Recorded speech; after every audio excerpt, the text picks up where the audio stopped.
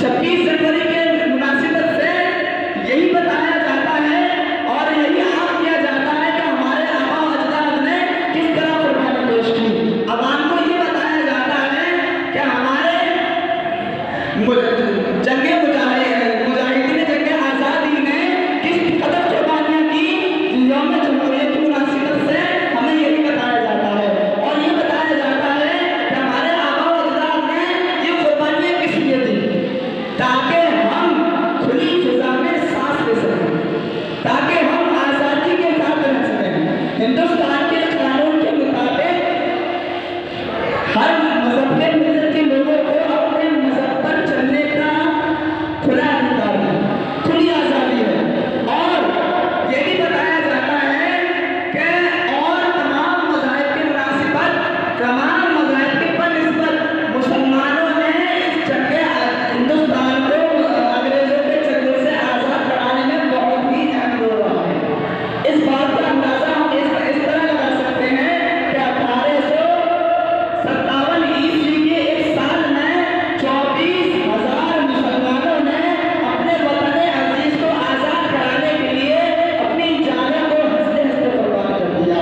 हज़रत ग्रामी वक़ार, हमारे हिंदुस्तान का कानून बहुत ही अच्छा है कि जिसमें किसी भी मजहब का किसी भी मजहब से कोई टकराव नहीं है। और हमारे कानून में ये भी लिखा गया है, हमारे संविधान में ये भी लिखा गया है कि हुकूमत मजहब के एतबार से हुकूमत नहीं कर सकती।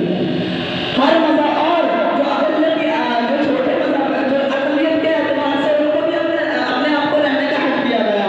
हज़रत ग्रामी छोटे गैर लोगों को अपने तालीमी इदारे खोलने का हक दिया गया कि अपने मजहब के एतबार से रह सकते हैं। फिर भी आजकल कुछ शिद्दत तंजीमों ने मुसलमानों को सता रखा है।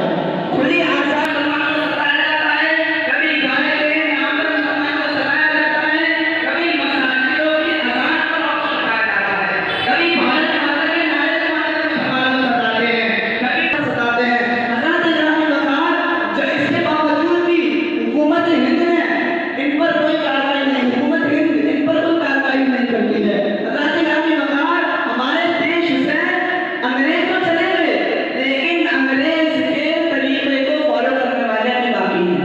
अंग्रेज तो चले गए, बांटते हैं, कभी बिरादरी के नाम पर बांटते हैं, कभी मजहब के नाम पर बांटते हैं, बिलखुसूस मुसलमानों को मजहब के नाम पर सताया जाता है। इसके बावजूद भी आज भी 15 अगस्त 26 जनवरी को और हिंदुस्तान माशाअल्लाह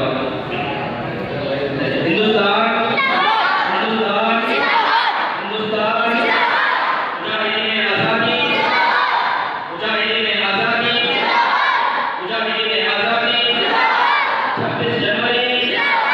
26 जनवरी जश्न यौम जमहूरिया हिंदुस्तान